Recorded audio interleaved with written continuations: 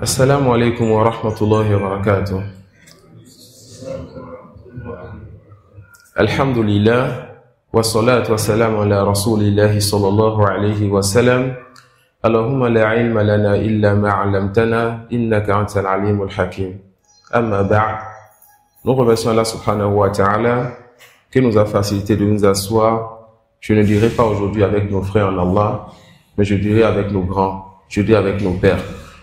Et c'est une miséricorde d'Allah subhanahu wa ta'ala pour nous, de nous retrouver aujourd'hui devant vous, et de retrouver ces beaux visages, de retrouver ces personnes qui ont traversé ce que vous avez traversé, parce que j'ai vu des barbes blanches. Et subhanallah, celui qu'Allah subhanahu wa ta'ala a fait rentrer dans sa religion, sans aucun effort de sa part, celui qu'Allah subhanahu wa ta'ala a permis d'être musulman, la religion qu'il a choisie et qu'il a parfait pour nous. Ensuite, il préserve cette personne jusqu'à ce que cette personne ait ce que vous avez. D'abord, il vous a relevé par la barbe. Ensuite, il vous a accordé cette couleur-là sur votre barbe. Pour nous dire à nous les jeunes que vous avez de l'expérience. Pour nous dire à nous les jeunes que nous vous devons du respect. Et c'est normalement vous qui devez vous asseoir et nous va vous écouter. Mais Allah subhanahu wa ta'ala, il crée ce qu'il veut et il choisit. Alors, il a créé votre fils en Allah. Il a choisi votre fils afin qu'on puisse se faire le rappel. Et vous connaissez sans doute l'histoire de Haroun et de Moussa alayhi salam. Moussa, il a demandé à Allah de lui donner Haroun afin que Haroun puisse parler. Mais est-ce que Haroun était meilleur que Moussa? Kalla wallah. Moussa était meilleur que Haroun.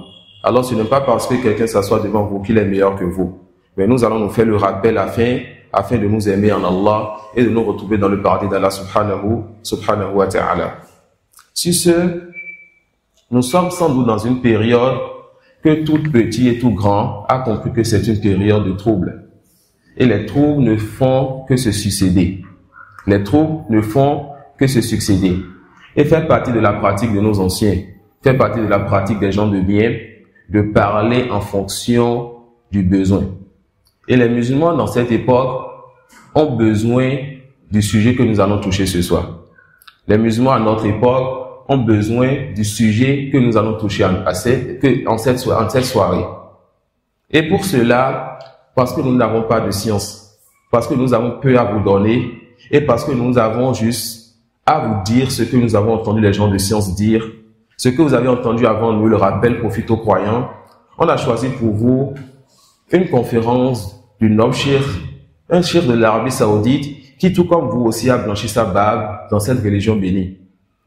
Le cheikh, le docteur Salih Sindi Hafizahullah Ta'ala, un cheikh dont nous avons beaucoup profité et dont nous continuons de profiter.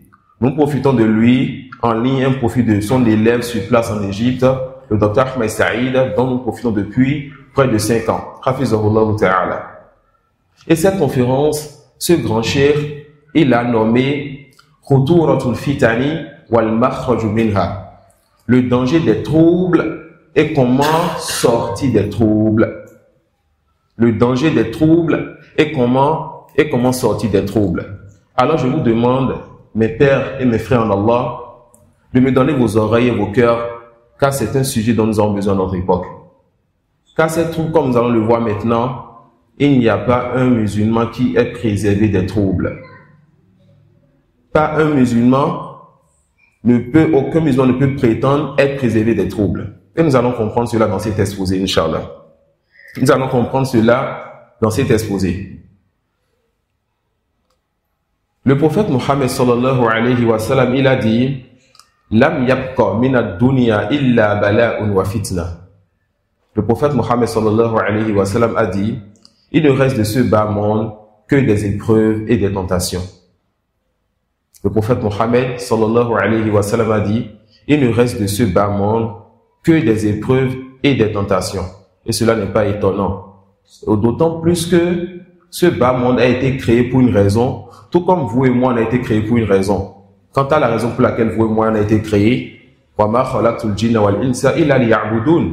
nous a créés afin qu'on puisse l'adorer lui seul sans associer.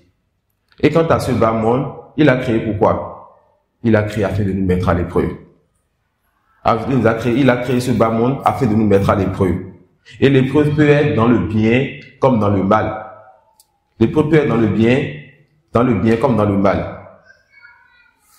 Et les épreuves et les persécutions, les tentations ont connu leur début dans notre communauté-ci. La communauté du prophète Mohammed sallallahu alayhi wa sallam à une époque précise.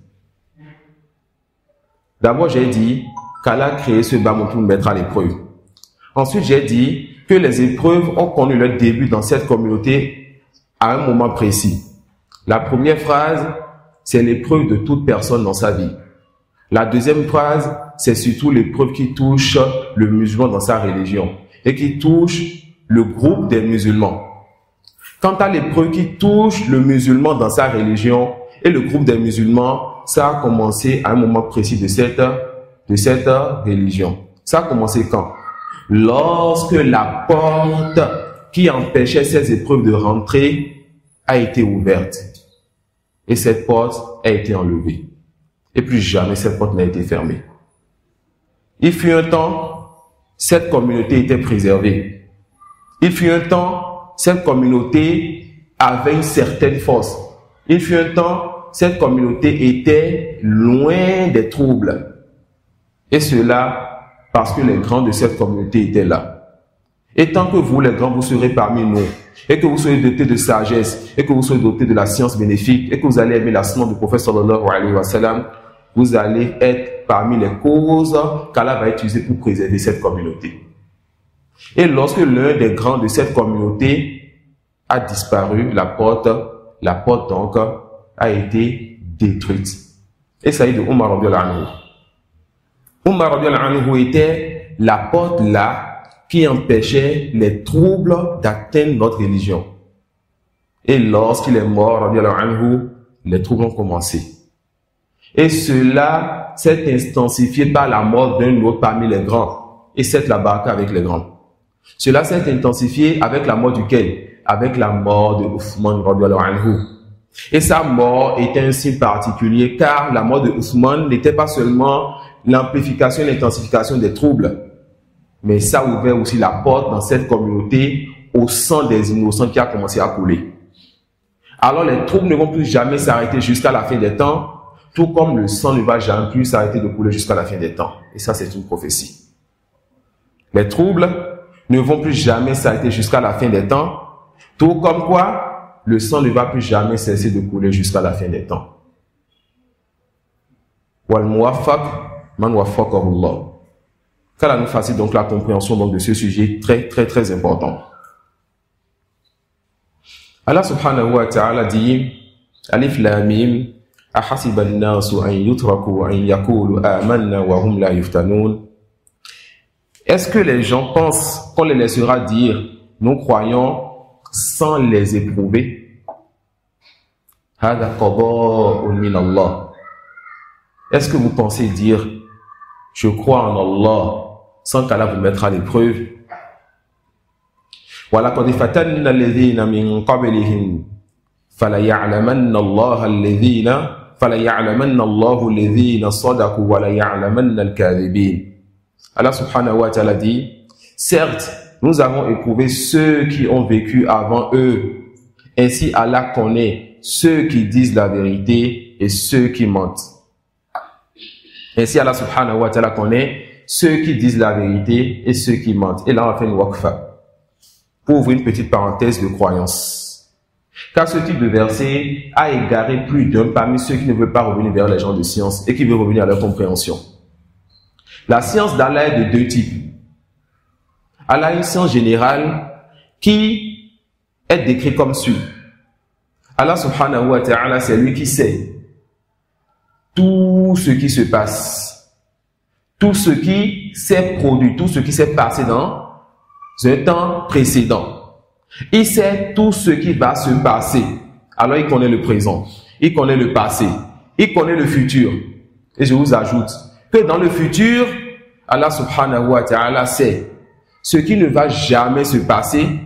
Si cette chose-là se produisait, comment ça allait se passer?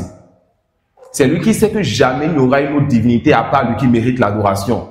Parce que jamais, dans les temps précédents, un autre que lui n'a créé. Et aucun autre que lui ne peut créer. Alors Allah subhanahu wa ta'ala vous dira que s'il y avait une divinité comme lui, les cieux et la terre seraient en désordre. Il sait l'impossible. Si l'impossible se produisait, qu'est-ce qui allait advenir? Qu'est-ce qui allait se passer? Ça, c'est une science que Allah subhanahu wa ta'ala a. La science du présent, du passé, du futur. Et même de l'impossible, si cela se produisait, comment ça allait se passer? Il y a une autre science. Il y a une autre science qui est aussi très importante. Et ça, c'est la science qu'Allah il a de ce qui se produit quand la chose se produit. Allah subhanahu wa ta'ala, 50 000 ans avant de créer les cieux et la terre, il savait déjà que nous allons nous asseoir dans cette assise.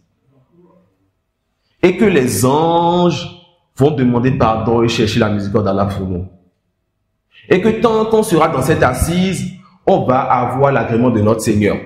Et que même celui qui est venu, et non pour cette assise qui est distrait, cette personne rentre dans cette miséricorde. Les assises de science sont un grand bien. 50 000 ans avant de créer les cieux et la terre, il savait cela. Et lorsqu'on s'est assis, il sait qu'on est assis. Il n'est pas distrait, notre Seigneur. Rien ne le détourne de ce qui se passe dans sa création. Alors, il sait lorsque la chose se passe, au moment où la chose se passe. Et la première science, la récompense ou le châtiment ne se base pas sur cette première science. Quand est-ce qu'Allah va nous récompenser pour cette science, pour cette assise si on est sincère? Quand est-ce qu'on va avoir sa récompense pour cette assise si on est sincère? Lorsque l'assise a eu lieu. Et qu'il a eu la science qu'on a eu cette assise. Alors, il a su ceux qui sont venus parmi ceux qui ont appris qu'il y a telle assise et ceux qui ne sont pas venus parmi ceux qui ont appris qu'il y a telle assise. Alors, il va récompenser ceux qui sont venus et ceux qui se sont détournés en fonction de leurs intentions et de leurs occupations.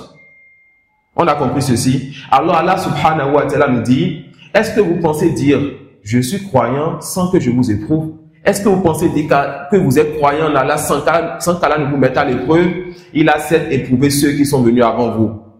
Pourquoi? Afin de savoir ceux qui sont véridiques. Est-ce qu'il ne savait pas? 50 000 ans avant de les créer, il savait.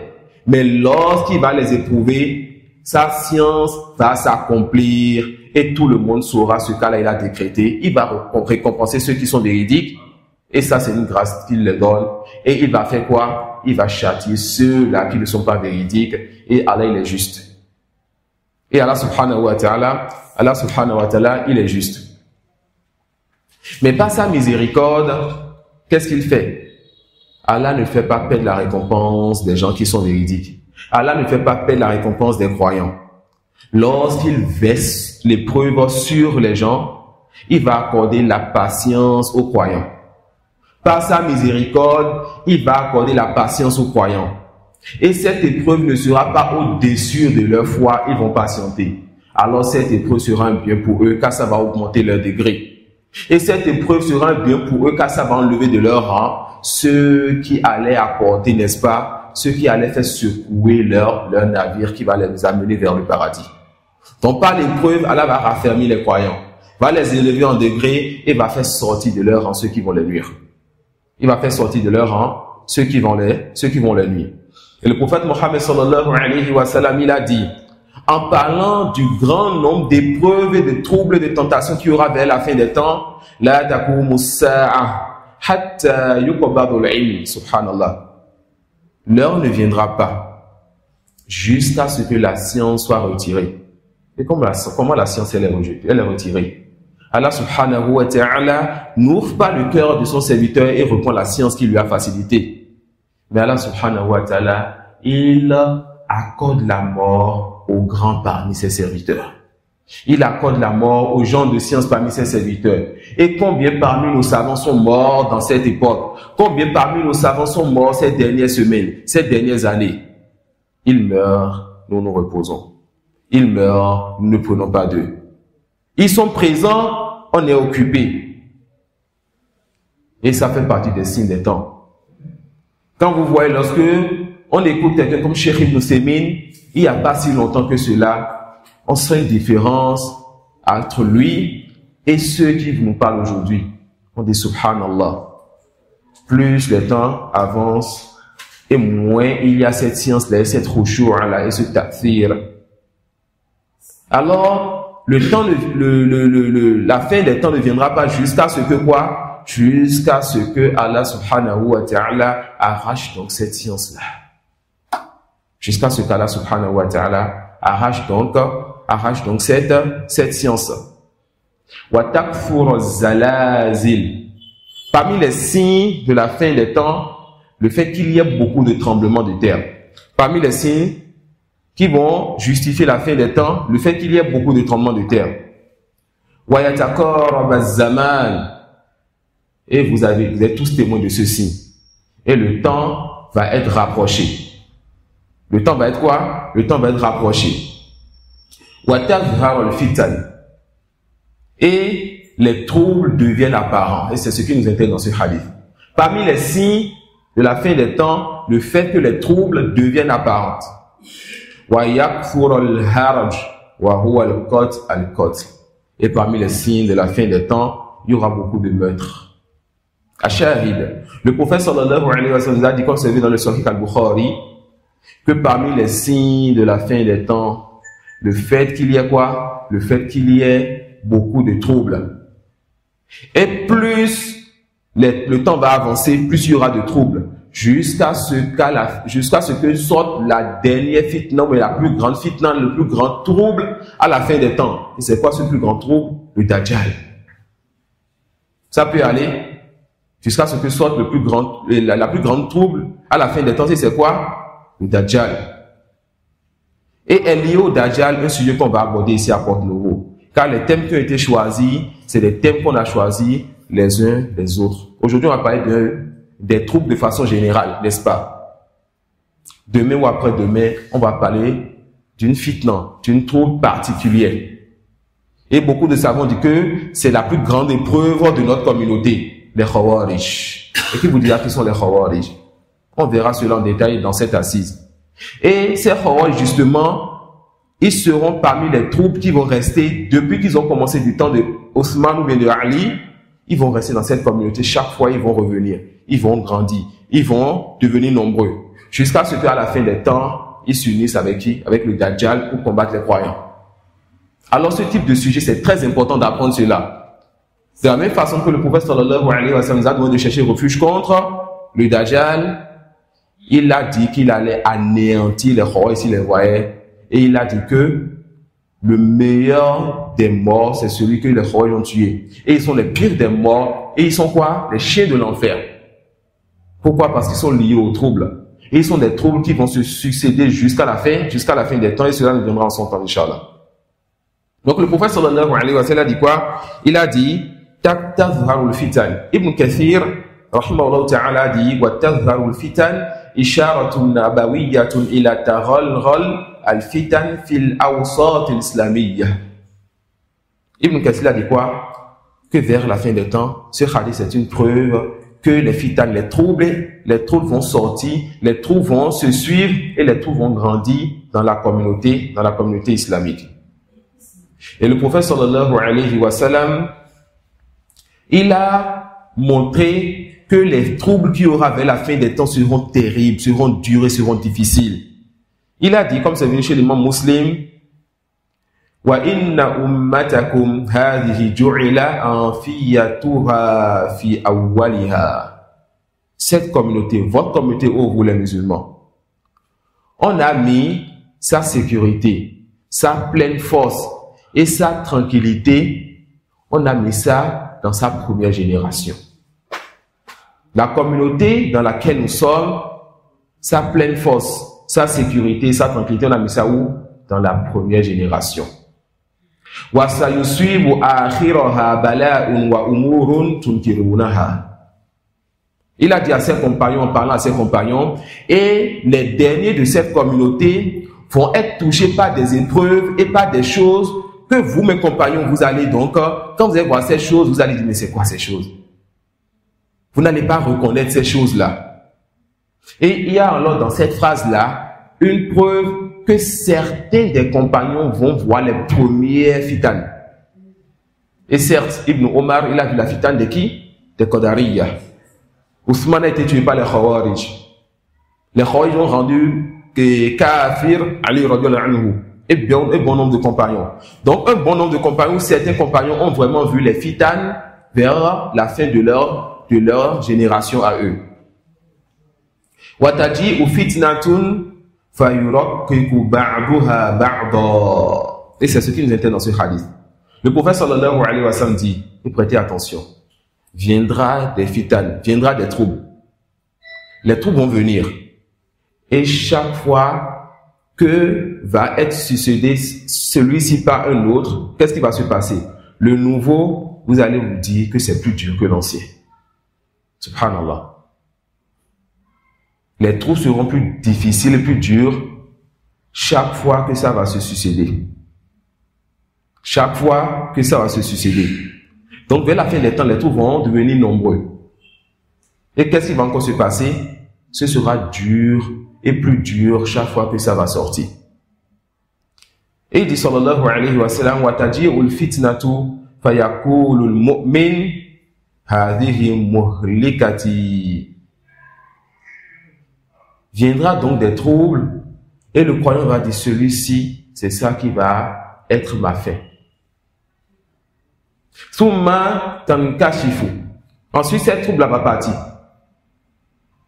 وَتَجِيءُ الْفِتْنَةُ فَيَقُولُ الْمُؤْمِنُ هَذِهِ.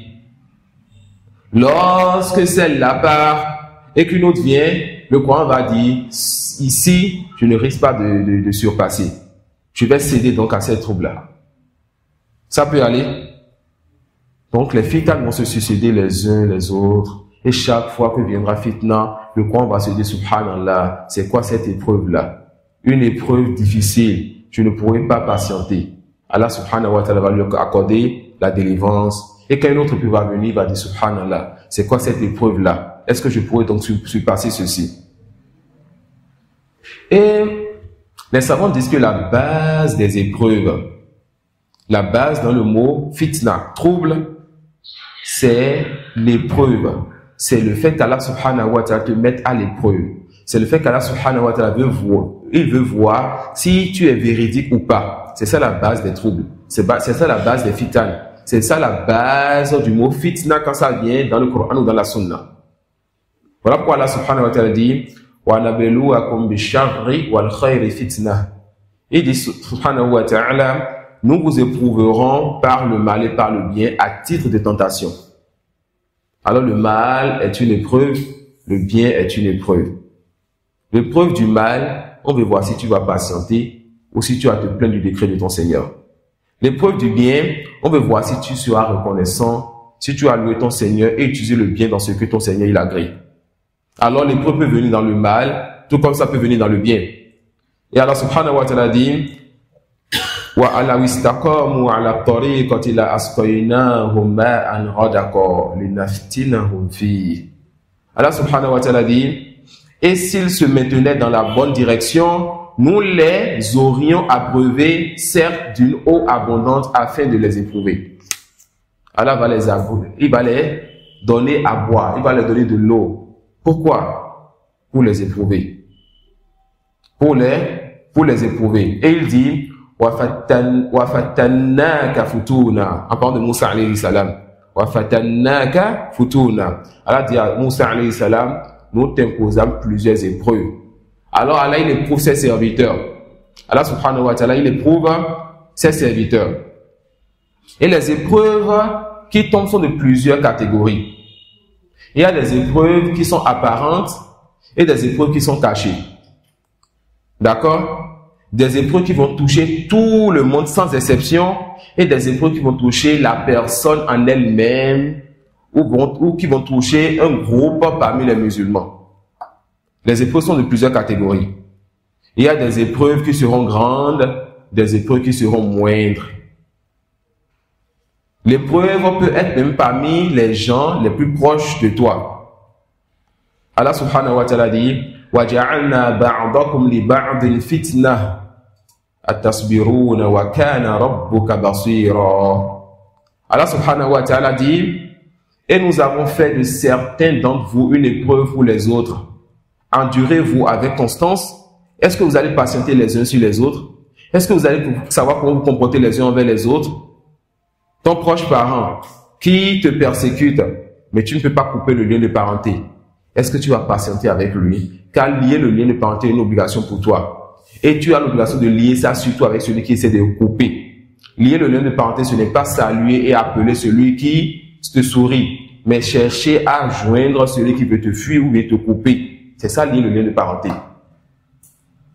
Allah va vous éprouver les uns avec les autres. Celui-là qui est dans la perversité, est-ce que tu vas marcher avec lui et le suivre dans les lieux de perversité, ou bien tu vas le conseiller, voire même le délaisser?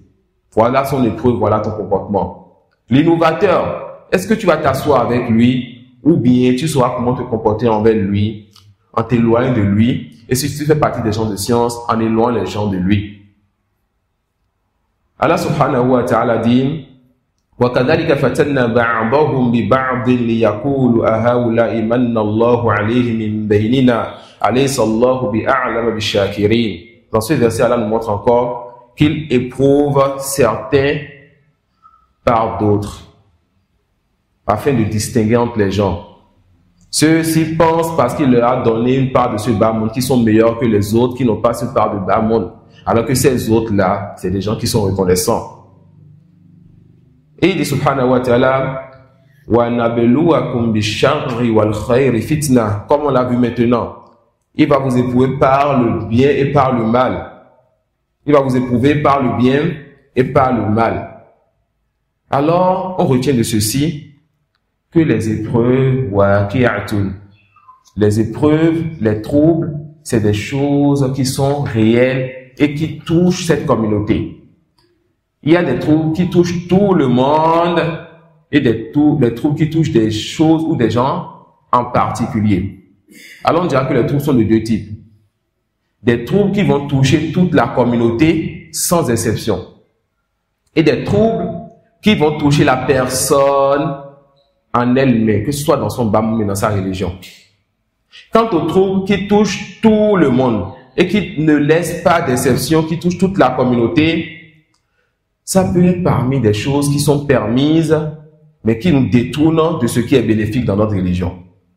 Des choses qu'Allah il a permis pour nous. Ce n'est pas haram, ce n'est pas interdit. Ces choses sont permises. Mais ces choses peuvent être une fitna. Ces choses peuvent être des épreuves pour nous si ça nous détourne de ce qui nous est important ou bénéfique en religion. N'est-ce pas Allah subhanahu wa ta'ala qui a dit « Wa'alamu annama amwalukum wa awladukum fitna wa anna Allah indahu ajrun azim » Allah subhanahu wa ta'ala nous dit quoi? Sachez que vos biens et vos enfants sont une épreuve pour vous. Est-ce que les biens sont halal ou haram? Les biens sont halal. Est-ce que les enfants sont halal ou haram? Les enfants sont halal et on en veut en quantité.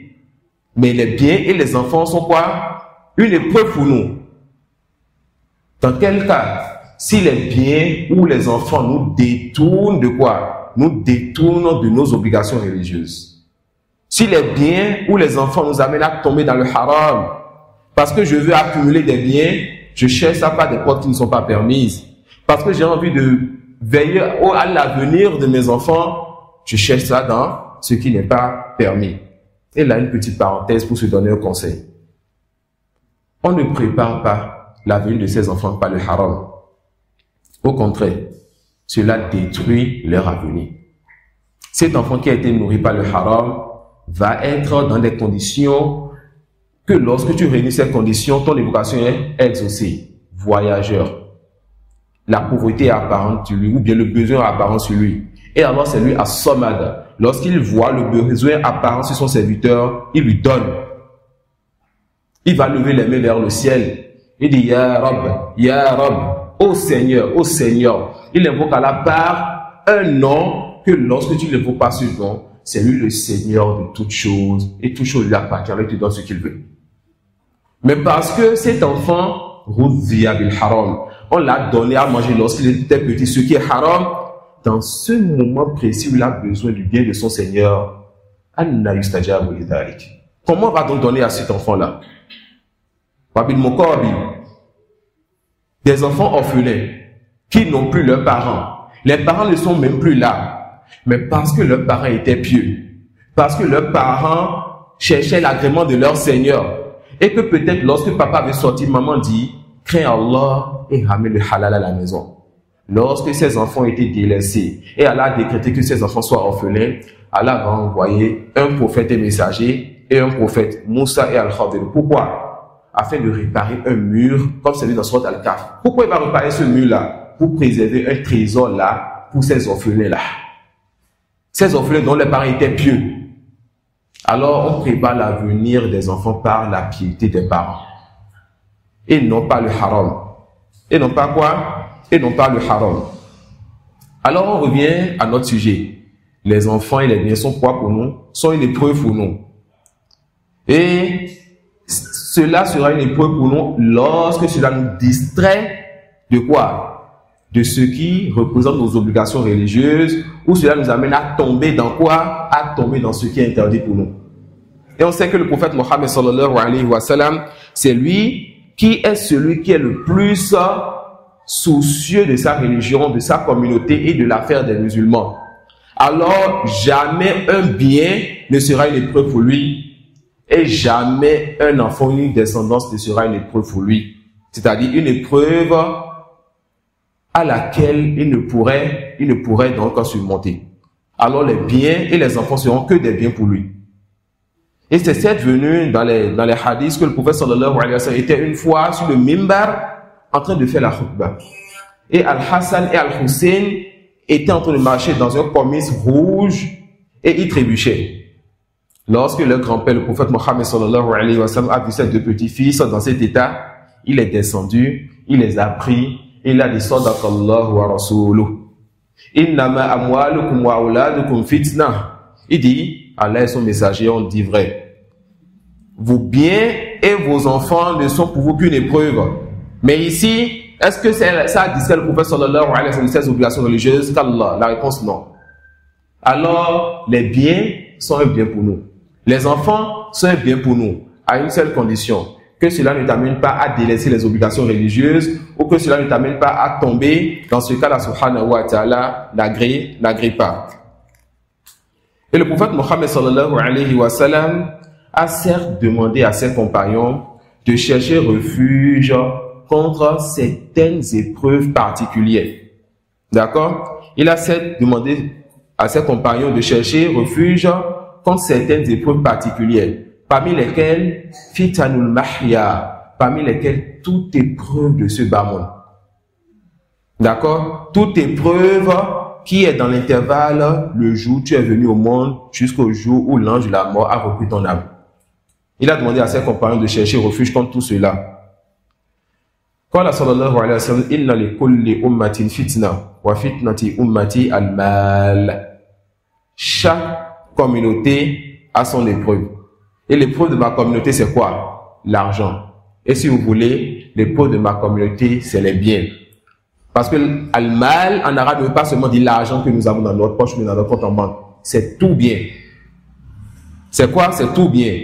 Alors ça, c'est un hadith dans lequel le prophète sallallahu alayhi wa sallam a cité une chose particulière parmi les choses de ce bas monde.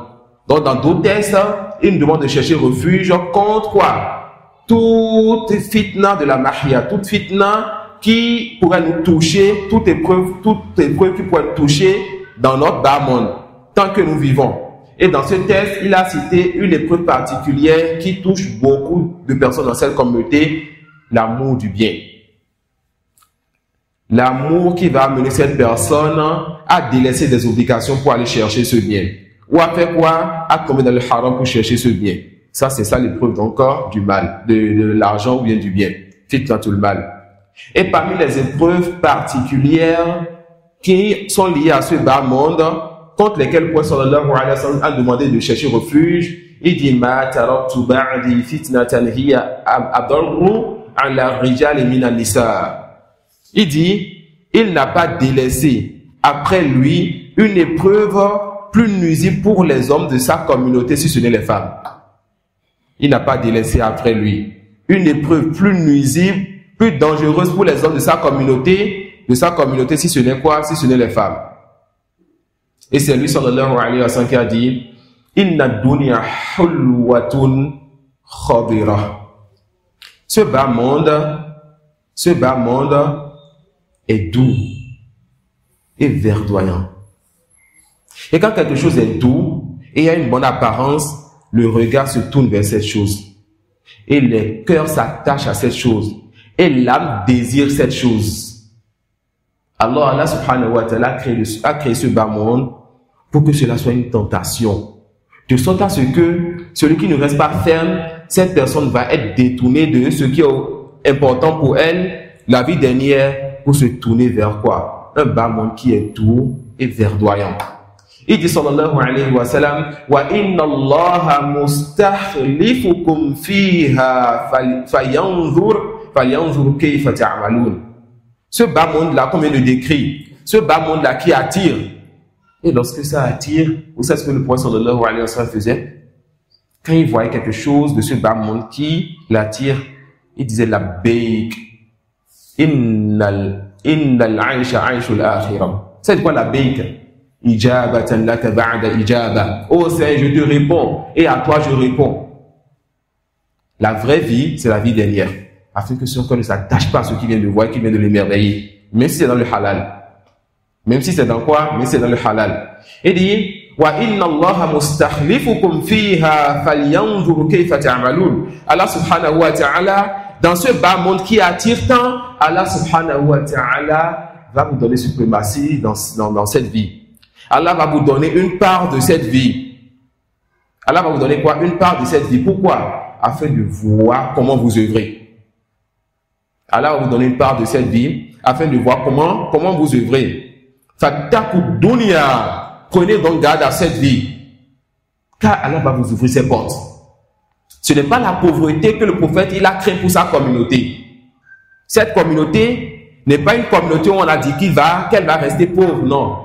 Allah va ouvrir les portes de ses miséricordes sur les gens de cette communauté afin de voir comment ils vont œuvrer. Est-ce qu'ils vont être reconnaissants? Il va augmenter, ou bien ils vont être ingrats et il va les restreindre. Et le châtiment sera le châtiment d'un Seigneur qui est dur en châtiment. Il dit quoi? Ittaku dunya. Craignez donc ce bas monde. Prenez garde à ce bas monde. Et ce qui nous intéresse ici, wattaku nisa. Et prenez garde aux femmes. Est-ce que les femmes sont halal ou haram? Halal. Mais c'est une fitna pour les hommes. Alors, cherchez dans les femmes ce qui est permis pour vous. Il dit, فَإِنَّ أَوَّلَ فِتْنَةِ بَنِي إِسْرَائِيلَ كَانَتْ فِي النِّسَاءِ. La première épreuve des enfants d'Israël était dans quoi? Était dans les femmes. La première épreuve des enfants d'Israël était dans les femmes. Alors, on a vu qu'il y a des épreuves qui touchent tout le monde. Et parmi ces épreuves, ce qui est permis pour nous, mais qui nous distrait de ce qui est obligatoire dans notre religion. D'accord? Alors, quand quelque chose est permis pour toi, utilise ça dans le cadre du permis. Et sache que tu es créé pour quelque chose de plus grand, l'adoration d'Allah. Si cette chose doit te distraire de l'adoration d'Allah, ça devient une épreuve pour toi. Ça devient une tentation pour toi. Deuxième chose, il y a ce qu'on appelle fitanu shahawati wa shubuhat. Les épreuves et la tentation liées aux passions, liées à la passion, et les épreuves ou tentations liées aux ambiguïtés. Ça, c'est deux choses différentes. La première touche une catégorie de personnes, la deuxième touche une catégorie de personnes. Et est en perdition celui qui a réuni les deux. Quant à la première, les tentations et les passions, le fait de vouloir assouvir des désirs, cela est souvent lié à la mauvaise volonté. Cela est souvent lié à la mauvaise volonté. La personne, elle n'a pas envie de craindre son Seigneur. La personne veut regarder ce qui est interdit, toucher ce qui est interdit, aller là où elle ne doit pas aller. Et de façon générale, la personne veut répondre au wasawis de Shaitan. Ou si vous voulez, de façon générale, la personne, lorsqu'elle ressent dans son cœur un désir, lorsqu'elle sent quelque chose dans son cœur, et elle n'a pas envie que les gens autour d'elle sachent ce qu'elle a ressenti, elle n'a pas envie que les gens autour d'elle découvrent ce qu'elle vient de ressentir dans son cœur, lorsqu'elle essaye de toucher le but de ce qu'elle a ressenti. C'est ça les passions. Les passions, c'est quoi? C'est le fait de chercher à concrétiser le péché. D'accord? Et le péché, c'est quoi? C'est toute chose qui traverse ton cœur. Tu as honte que les gens sachent cela. Le péché, c'est quoi? C'est ce qui traverse ton cœur et tu as honte que les gens sachent cela. Le fait de vouloir faire sortir ce péché-là, rester dans l'obscurité et de pouvoir alors profiter ou bien concrétiser ce péché, tu as subi tes passions. Et ça, c'est un égarement lointain. La deuxième fitna, la deuxième tentation ou épreuve, c'est l'épreuve des shubuhat. Et c'est pire que la première épreuve. Cette épreuve-là, c'est lié à la mauvaise science. La personne parle en tant que genre de science, mais sa science, elle n'est pas correcte. Et c'est lié à la mauvaise croyance. Alors la première épreuve est liée à quoi? À une mauvaise volonté, une mauvaise intention. La deuxième épreuve est liée à une science qui n'est pas correcte et une mauvaise croyance. Elle est liée à une science qui n'est pas correcte et une science, ou bien une mauvaise croyance et une science qui n'est pas correcte. Allah subhanahu wa ta'ala dit, Ya bani Adam la yaftinannakum shaytan. Pour nous montrer qu'il ne faut pas que nous suivions la première catégorie d'épreuves qu'on a vu ici, qui est le suivi de la passion. Allah dit quoi? Ô enfants d'Adam, que le diable ne vous tente point. Que le diable ne vous insuffle point dans le cœur ce qui va vous amener à désobéir à votre Seigneur. Et rappelez-vous, Inna Allah khaliqu kulli shay, n'est-ce pas? Allah a tout créé. C'est lui qui vous a créé et qui a créé l'obscurité. Pensez-vous le désobéir dans ce qu'il a créé? Pensez-vous vous cacher de lui dans ce qu'il a créé? C'est lui qui vous a créé le rideau. Et lorsque vous lui désobéissez et que le rideau bouge, vous avez peur. Mais vous n'avez pas peur de celui qui a créé le rideau. Allah subhanahu wa ta'ala, huwa al-khabir. Et al-khabir, c'est celui qui sait ce qui se passe dans le contenu des poitrines. Al-khabir, c'est celui qui voit la personne dans la nuit noire, dans l'obscurité noire. Al-khabir, c'est celui qui voit la fourmi noire, dans la nuit noire, sur la pierre noire. Alors craignez-le donc. Et sachez qu'il est dur en châtiment, subhanahu wa ta'ala. Allah subhanahu wa ta'ala dit, لِيَجْعَلَ مَا يُلْكِ الشَّيْطَانُ فِتْنَةً لِلَّذِينَ فِي قُلُوبِهِمْ مَرَضٌ وَالْقَاسِيَةِ قُلُوبُهُمْ وَإِنَّ الظَّالِمِينَ لَفِي شِقَاقٍ بَعِيدٍ. Les gens qui suivent leur passion, c'est soit des gens qui ont des maladies dans le cœur ou des gens qui augmentent en maladie à cause des passions. D'accord? Lorsque tu suis tes passions te mettent une maladie dans le cœur. Ou lorsque tu suis tes passions augmentent une maladie qui est dans ton cœur. Allah subhanahu wa ta'ala dit, selon les traditions, afin de faire de ce que suggère le diable, ce que le diable il jette comme waswa dans le cœur de l'un d'entre nous, afin de faire de ce que suggère le diable une tentation pour ceux qui ont une maladie du cœur. Alors, il y a une maladie dans son cœur. Lorsque le diable il jette, cette personne, elle n'arrive pas à patienter. Elle n'arrive pas à résister. Elle est faible. Elle est quoi? Elle est faible. Et les injustes sont certes dans un schisme profond.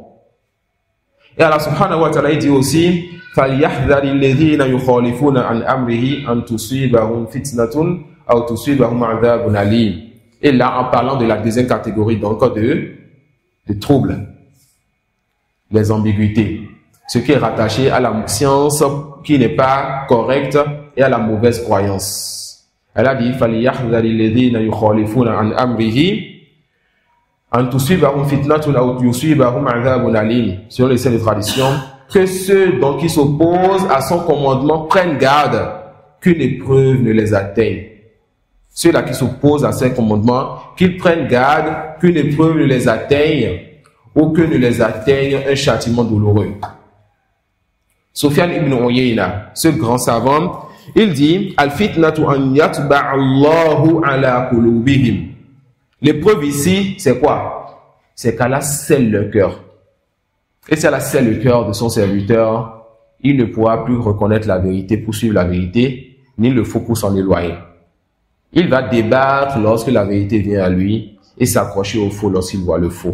Allah subhanahu wa ta'ala s'est détourné de lui lorsqu'il s'est détourné d'Allah. Et Allah subhanahu wa ta'ala, c'est lui as-Samad. On a besoin de lui, il n'a pas besoin de nous. Et le prophète sallallahu alayhi wa sallam, il dit, comme c'est vu dans le hadith, تُعْرَضُ الْفِتَنُ عَلَى الْقُلُوبِ كَالْحَصِيرِ عُودًا عُودًا. Il va vous décrire comment les troubles et les épreuves vont être présentés au cœur de l'un d'entre nous. Il dit, on expose ou bien on présente, ou bien les épreuves vont s'accrocher et se coller au cœur de l'un d'entre nous, tout comme, vous voyez les nattes, lorsqu'on se couche sur les nattes et qu'on se réveille, vous voyez les traces que ça laisse. Tellement on est couché, tellement ça a collé notre peau, que ça laisse des traces. Il dit, sallallahu alayhi wa sallam, les tentations sont présentées au cœur comme les brindilles de nattes. Les tentations sont présentées au cœur comme les brindilles de nattes. Ça va laisser des traces. L'une après l'autre. Tout cœur qui les absorbe reçoit une tache noire. Lorsque la tentation vient et veut se coller à un cœur, si le cœur absorbe cette tentation, on laisse une tache noire sur ce cœur-là. Et plus il y aura de tentations, plus il y aura de taches noires. Plus il y aura de tentations, plus il y aura de taches noires. Jusqu'à ce que le cœur-là soit comme une cruche renversée. Lorsqu'on va verser le bien ne pourra plus rentrer. Tout bien qu'on va verser sur ce cœur-là, ça ne pourra plus accepter.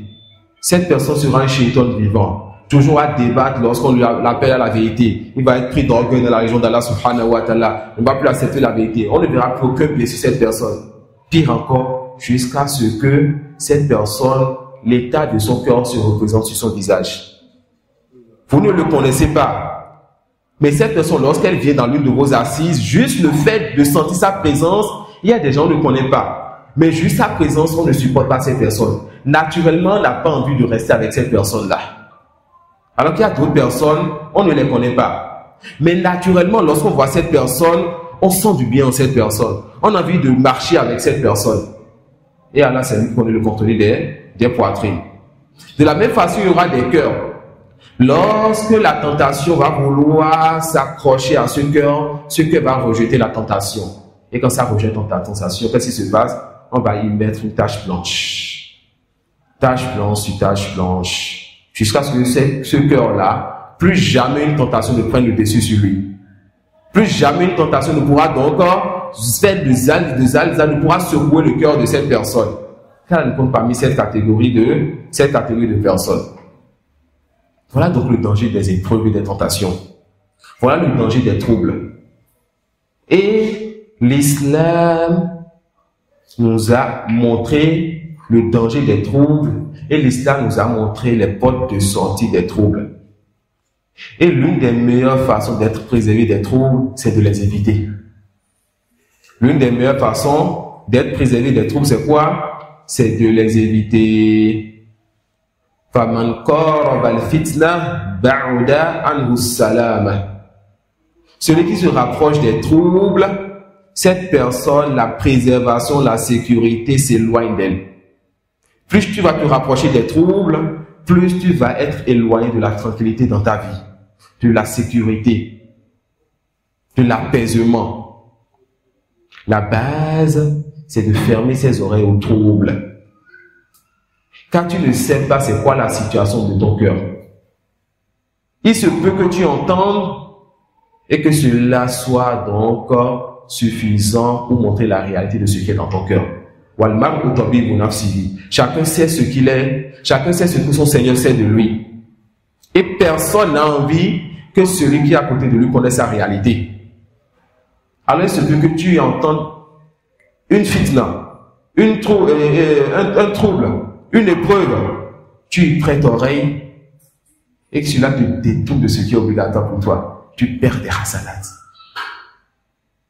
Cela t'amène à parler dans ce qu'il ne faut pas parler. À parler sans science. à ne pas revenir vers les séances de science pour savoir comment te comporter. Et plein de choses, tu vas te dire, je ne fais qu'écouter. Mais quand tu écoutes, la moindre des choses, c'est que ça va te détourner de quelque chose d'important. Et si tu ajoutes au simple fait d'écouter, ça peut t'amener avec ta langue ou avec tes membres à désobéir à ton Seigneur, ou à faire ce qu'il ne faut pas, ou à parler sans science, ou à être la base de la propagation de cette information qui va donc secouer les musulmans. Et tu seras responsable pour toute personne qui sera éprouvée dans sa religion à cause de ce que tu as partagé. À cause de quoi? À cause de ce que tu as partagé. Et les fitanes qui touchent tout le monde, ces fitanes, ça ne préserve personne. Même ceux qui veulent s'en éloigner. Il y a parmi les trous des trous qui touchent tout le monde. Même celui qui dit, moi, je ne veux pas m'approcher de cela. Même celui qui dit, moi, je ne veux pas m'approcher de cela. Alors, c'est quoi la sagesse d'Allah dans le fait parfois de verser sur ses serviteurs tel une pluie, des troubles qui touchent tout le monde? La réponse est simple, afin de distinguer les bons et les mauvais. Allah subhanahu wa ta'ala dit, وَمِنَ النَّاسِ مَنْ يَعْبُدُ اللَّهَ عَلَى حَرْفٍ. Parmi les gens, ceux qui adorent Allah avec doute. Ceux qui adorent Allah avec doute dans leur religion. فَإِنْ أَصَابَهُ خَيْرٌ اطْمَأَنَّ بِهِ. فَإِنْ أَصَابَهُ خَيْرٌ اطْمَأَنَّ بِهِ. Lorsque bien le touche, il se tranquillise, il s'apaise pour le bien qu'il a touché. وَإِنْ أَصَابَتْهُ فِتْنَةٌ انقلب على وجهه خسر الدنيا والآخرة ذلك هو الخسران المبين. Et lorsque l'épreuve, lorsqu'une tentation le touche, cette personne, elle est perturbée dans son bas mot dans la vie et dans sa religion. Lorsqu'une tentation touche cette personne, lorsqu'un bien le touche, qu'est-ce qui se passe? Il est tranquille, il est tranquillisé. Et lorsque leur arrive une épreuve, ils détournent leur visage. Ils ne sont pas fermes. Allah dit quoi de ces gens-là? Ils perdent ainsi le bien d'ici-bas et de l'au-delà. Alors les fitanes et les trous qui touchent tout le monde, c'est pourquoi? C'est pour distinguer les biens des mauvais. Et quand ça arrive, tu demandes à Allah de t'accorder la patience et tu ne te laisses pas partir avec l'épreuve. L'épreuve n'a qu'à partir, toi reste ferme. Et parmi aussi les causes qui font que les troubles touchent toute la communauté, le fait que les gens ne reviennent pas vers le Seigneur et vers la voie de leur prophète sallallahu alayhi wa sallam. Allah dit, Ya ayyuhalladhina amanu, istajibu lillahi wa lirrasuli idha da'akum lima yuhyikum. Oh, vous qui avez cru. Répondez donc à Allah et à son messager lorsqu'il vous appelle vers ce qui vous donne la vraie vie. وَاعْلَمُوا أَنَّ اللَّهَ يَحُولُ بَيْنَ الْمَرْءِ وَقَلْبِهِ. Et sachez qu'Allah subhanahu wa ta'ala s'interpose entre la personne et son cœur. Allah subhanahu wa ta'ala s'interpose entre la personne et son cœur. وَأَنَّهُ إِلَيْهِ تُحْشَرُونَ. Et vers Allah vous allez retourner. Et Allah vous dit وَاتَّقُوا فِتْنَةً لَا تُصِيبَنَّ الَّذِينَ ظَلَمُوا مِنكُمْ خَاصَّةً. Et Allah dit prenez garde et craignez une calamité qui ne touchera pas seulement ceux qui ont été injustes parmi vous. Allah dit quoi? Répondez à Allah et à son messager lorsqu'il vous appelle vers ceux qui vous donnent la vraie vie. Et prenez garde à ce qu'une calamité vous touche. Et ça a touché qui? Tout le monde sans exception, pas seulement ceux qui ont été injustes. Quelle injustice? Ceux-là qui n'ont pas répondu à Allah et à son messager. Ceux-là qui ne sont pas revenus droit dans leur religion. Ceux-là qui contredisent la voix du prophète sallallahu alayhi wa sallam. Masha'Allah. Les groupes ont commencé par venir dans mon quartier. Tel groupe sort pour faire ceci. L'autre groupe parle de cela. L'autre groupe fait ceci. Et je sais qu'ils ne sont pas sur la voie du prophète sallallahu alayhi wa sallam. Je dis, c'est pas grave. Ma mosquée, ma jama'a. ce qui se passe dans leur mosquée, ce n'est pas mon affaire. Qu'est-ce qui va se passer? Allah subhanahu wa ta'ala va verser sur ce quartier ou ce pays une calamité qui ne va toucher seulement les injustes, ceux qui sont en train de changer sa religion qu'il a parachevée. Mais ça va toucher tout le monde. Ça va toucher qui? Ça va toucher tout le monde. Et sachez qu'Allah subhanahu wa ta'ala est certes dur en châtiment. Je pense qu'on approche l'heure de l'Aïcha, n'est-ce pas? On va essayer de résumer, d'aller vite, Inch'Allah, pour ne pas dépasser le temps qui a été accordé. Le Cheikh Hafizahullah Ta'ala, après avoir montré le danger des épreuves, et après avoir montré que les épreuves sont de deux catégories, des épreuves qui touchent tout le monde. Et ces épreuves qui touchent tout le monde, c'est quoi la cause? C'est le fait qu'il y ait parmi les musulmans ceux qui contredisent la religion d'Allah, ceux qui veulent changer la religion d'Allah. Et qu'il y a un autre groupe qui essaie de rester sur le droit chemin, mais qui quand même se tait sur les autres. Alors Allah va éprouver tout le monde une fois. Il va éprouver quoi? Tout le monde, sans exception. Ensuite, le cheikh, il va donner certains conseils pour être préservé de ces épreuves.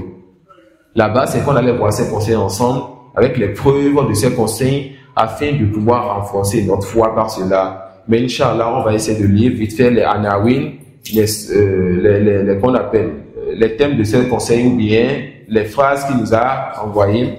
Et Inch'Allah, alhamdoulilah, je suis devant des oustas et des imams. Je pense que ce sera suffisant pour la compréhension. Alors il dit parmi ces conseils, première chose pour être préservé des épreuves. Première chose pour être préservé des épreuves, le fait de chercher refuge auprès d'Allah subhanahu wa ta'ala contre les épreuves. Donc celui qui veut chercher un makhraj, celui qui veut être préservé des épreuves, on lui dit tu fais quoi? Tu cherches refuge auprès d'Allah subhanahu wa ta'ala contre cela. Comme Allah lui dit وَمَنْ يُرِدِ اللَّهُ فِتْنَتَهُ فَلَنْ تَمْلِكَ لَهُ مِنَ اللَّهِ شَيْئًا. Celui qu'Allah veut éprouver, tu n'as pour lui aucune protection en dehors d'Allah. Alors qu'est-ce qu'il faut faire? Tu dois savoir que si Allah veut éprouver quelqu'un, tu ne peux rien. Tu vas leur demander refuge à Allah contre les épreuves. Il faut que l'épreuve ne t'atteigne pas. Deuxième chose, mes frères en Allah, le cheikh dit Hafizahullah, le fait que tu prennes garde aux gens des fitan, yani ahl fitan, que tu ne cherches pas à te mélanger avec les gens qui aiment les épreuves ou bien qui sont dans les fitan. Parmi les gens là, que ce soit des gens qui sont dans les fitan des shahawat, des gens qui ont de la perversion apparente en eux. Tu fais quoi? Tu prends garde à ces gens-là. Ou bien des gens qui sont dans les shubuhat, les innovateurs et ceux qui suivent les ambiguïtés dans leur religion. Troisième chose, le fait que tu fasses des efforts dans l'adoration. Car en période de trouble, en période de fitan, les gens sont occupés. Ils sont là à parler des fitan. Ils sont là à se demander qu'est-ce qu'il a encore dit. Qu'est-ce qui s'est passé de nouveau? Rien. Depuis un moment, ils sont occupés par les troubles.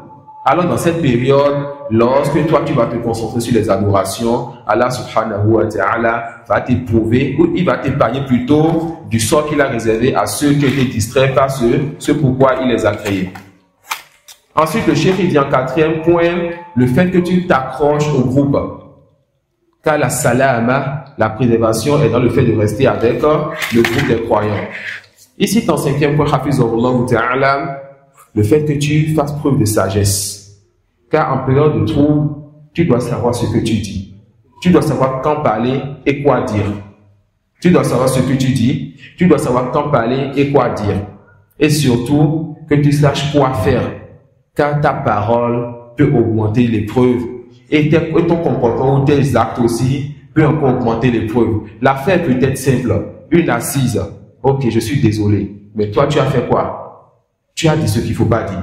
Tu as le comportement qu'il ne faut pas faire. Tu as donné le conseil qu'il ne faut pas donner. Et tu as amplifié la chose. En sixième point, il dit Hafizahullah ta'ala, le fait que tu fasses peu de douceur. Car la douceur, quand ça rentre dans quelque chose, ça enjolivit cette chose.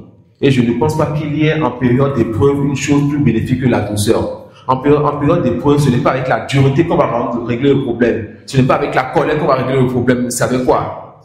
Avec la patience, la sagesse et la douceur. Et quand tu réunis ces choses-là, Inch'Allah, Allah subhanahu wa ta'ala, il va t'accorder une issue favorable. Parmi les choses qu'il a citées aussi, le fait de revenir vers les gens de science. Le fait de revenir vers les gens de science. Qu'est ce que toi tu ne saches pas, et le fait de revenir vers eux, ils vont vous donner la guidée, la direction à suivre, afin que Allah subhanahu wa ta'ala puisse vous accorder une issue favorable. La 8e chose, le fait que tu t'occupes de ce qui est bénéfique. Chaque personne a des choses importantes dans sa vie. L'épreuve va disparaître, et l'épreuve va partir avec ceux qui sont faibles. Occupe-toi de ce qui est bénéfique, et tu verras que le train de l'épreuve partira et tu auras raté donc le départ, walhamdulillah. 9e et avant-dernière chose qu'il a cité, le fait que tu prennes garde à faire partie de ceux qui partagent vite les épreuves. Car faire partie du comportement en période de fitan, le fait en temps cycle, que tu te retiennes, que tu ne fasses pas partie de ceux qui marchent vers la fitna. En écoutant, non, ferme les oreilles. Et si tu entends, qu'est-ce qu'il faut faire? Ne partage pas vite. Il se peut que la première personne qui a parlé, quelqu'un lui a donné le conseil, ou bien il se revient en lui-même, il regrette et lui-même efface. Lui-même fasse quoi? Il revienne.